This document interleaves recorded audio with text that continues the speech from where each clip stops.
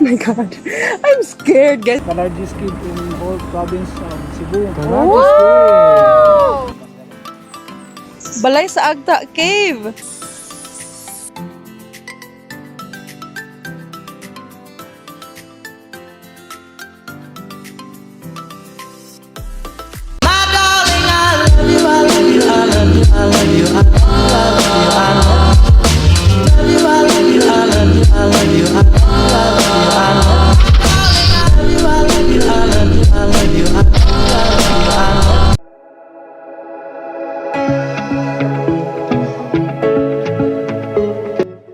Hey guys, so we'll have to travel 1 hour to half an hour.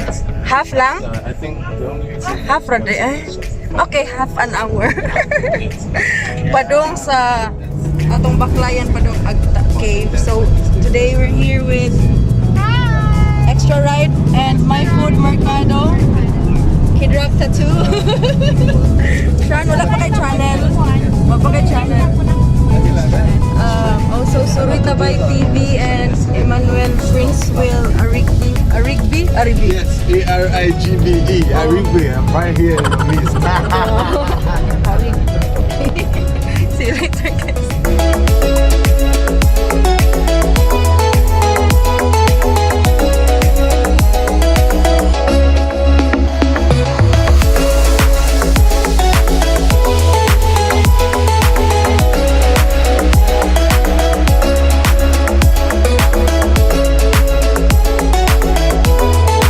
Guys, mauna siya atong atuon ang ubos ana, mauna ang balay sa Agta.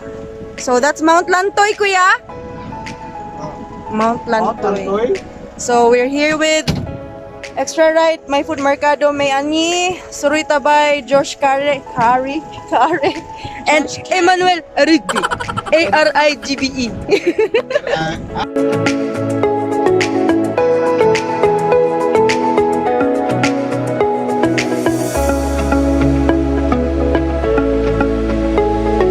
Full name, sir? Jet Albaran lang. Jeff? Jet as in jet airplane. Jet Albaran, Barangay Captain of Conalum. Conalum. Conalum. Argao. Conalum, Argao. So, Margrette. hi. Asa ta karon, sir? Karon ma'am, padlong puting pa dito sa Agta Cave. Tapos balik pa dito sa Pasok Falls. Ah. Mga pila ka oras atong murag ka na whole journey? Sa sulod sa cave. Siguro ma'am mga 1 hour kung sulod nga pa ng mga area. Oh my gosh. Sige, dayon ang falls. Ang falls, distansya na po ikan diri mga 2 kilometers. Kaya ra. Pero pa niya itong cave, dugi-dugi kita human kay human niya giingon nila nga the largest cave in the whole province of Cebu. Oh! Ooh, So, that's a mga kalay first. sabi ni Kapitan, yung cave na pupuntahan natin is the largest cave In the in the whole province province of of Cebu. Pero ang atong dalan nga agyanan parang medyo critical kay pangpang manggod. So naatay mga gear provided by the tourism. Right. So let's get ready. Ato lang Get sa ready. Sige, sige. Are you excited? Obviously, I'm excited. As you Are can you see. scared? No? No, I'm not scared Okay. yet. Yet.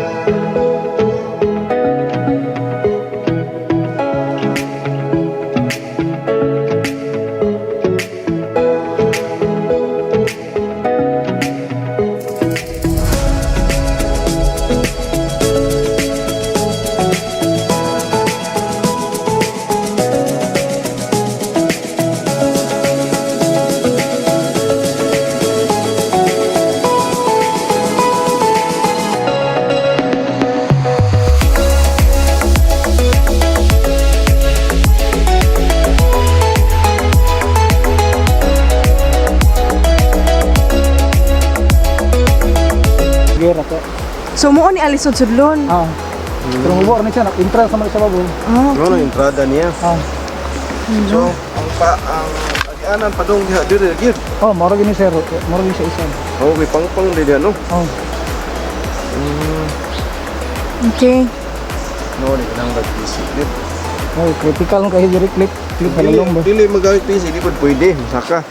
pwede ra pero siguro lang kita kay safety ba. Mo video ko diha iya. Sige. Please ko po sa lag.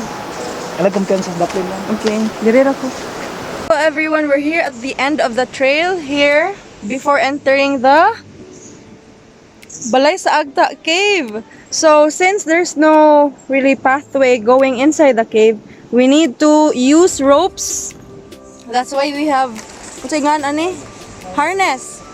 We have safety gears, we have harness for us to safely go inside, and mind you, I really think it's very dark inside. That's why we have headlamps.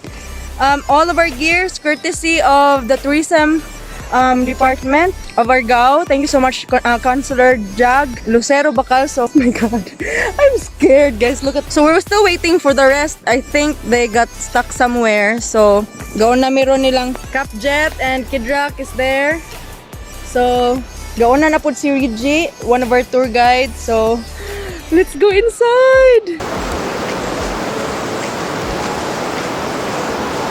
So we're entering that cave, but we need to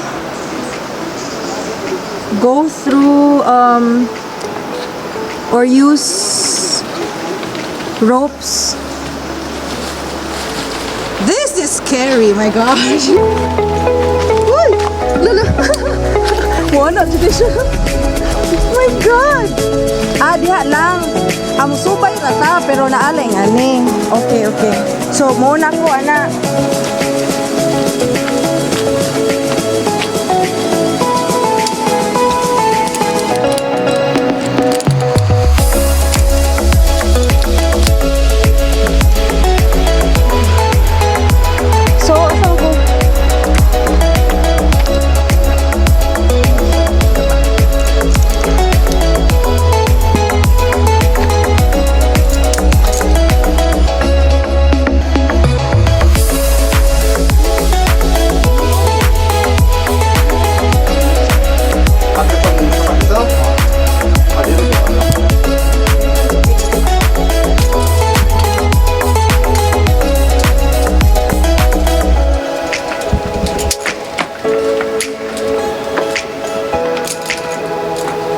So, abanti ko gamay.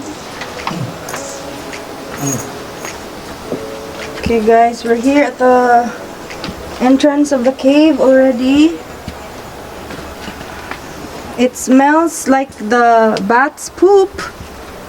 Poop na iya or wiwis? Ihi or pupo? Ihi or pupo? Kasalan. Ang karon na smell.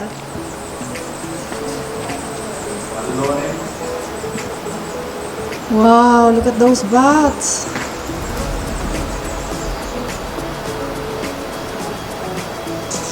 So we're going inside this cave, waiting for the rest. So, responsible travelers leaving trash. Naapoy vandals on the stones. Wait, kuya. Vandals on the stones. My gosh, guys. Preserve what we have. Di na ini hugaw-gawan. Di man na inyo.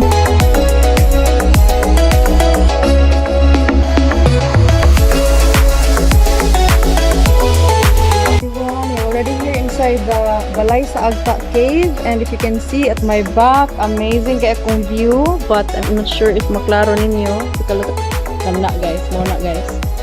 Muna ang bukid. And here inside, green sad siya kay mga lumot-lumot. Tawa. See? Okay.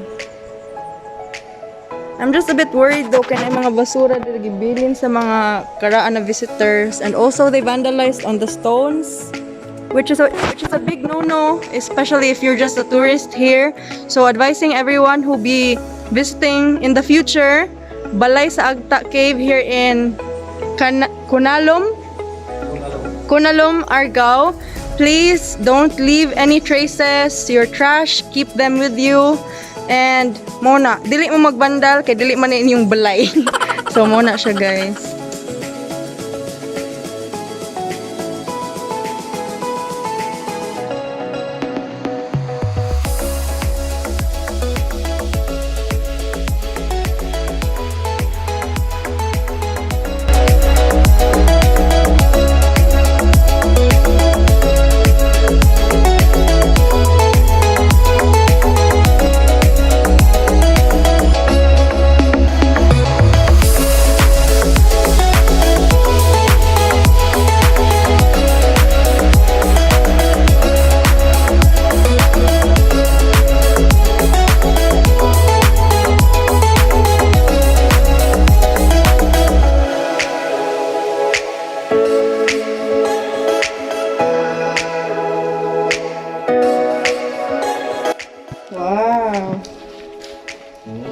Nice.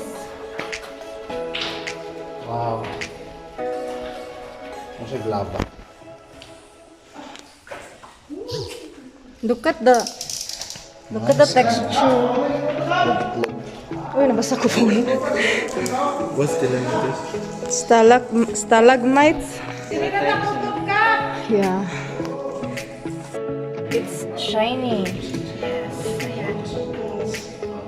Bawal siyang, what you call that? Touching it. Touching it. You're not supposed to touch them kasi nga. So guys, we've reached, I think, I'm not really sure, half of the cave, and it's already 1 o'clock, and ingon sila around 2 hours daw to complete one way, and di ba kuya? 2 hours more. 2 hours more? Oh no. So I think mangit-ngitan me, and we cannot experience the Bugasok Falls anymore if we continue. So we've seen a lot, even just for a very limited time. Grabe, amazing kayo ang Balay sa Agta cave. So guys, if you have time in the future, it's shining, my God. It's shining. So if you have time in the future, and if you're worried na asthmatic mo, no, it's okay. There's enough air, and it's even cool inside. So if you want to experience the Balay sa Agta cave, once the quarantines are already, what they call that, lifted, so don't hesitate to contact the tourism department of Municipality of Argao, so that you can also experience what we experienced today, seeing bats going alive, dancing when they saw us. So thank you so much. We saw stalactites and stalagmites also, and katong sinkhole. Even if we did not really see the heart-shaped sinkhole there, I think for now that's enough. One day we have something to look forward to. So doon na ta sa falls. Let's go, May. Let's go, May. I'm the light man here. Light man. Bye. There you have it, lovies. We survive. So where will we? Nag-stutter na ko, gigutom na ko. It's already 1 o'clock, wala pa may lunch, but the experience was amazing. Look at our view here. Ambot, di mo maklaro ninyo. Ano siya?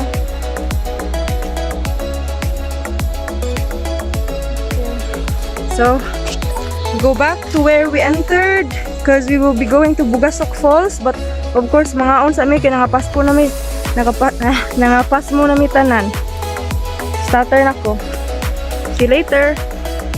So guys, how do you think about that trip? So once again, I'd like to thank the Municipality of Argao, care of Councilor Lucero Bacalso of the Tourism Department for helping us out. Muna siya, the van, and the tour guides are from Conalum, Argao. Stress kay Quignaong. And yeah, so it's 1:30. We'll be eating our lunch, and we'll be making another video for the Bugasok Falls. Sorry if I'm stuttering right now. I'm really hungry and very tired. So guys, if you would like to support this channel by subscribing and tapping on that notification bell so that you will be aware of new uploads. To support my Facebook page as well, please like and follow Margrette, or you type @Margrette Vlogs. I'll be featuring other Argao tourist spots, delicacies, whatsoever that they offer. Stay tuned, and also please do support our fellow vloggers who joined us today. That's My Food Mercado and Extra Ride by May Anyi, Suruy Tabay TV, yes, by Sir Josh, and also our foreigner friend from Nigeria, Prince Will Emmanuel Arigbe, Arigbe, and also to ay kuya, ang mong name? Jimmy, Kuya G, ha?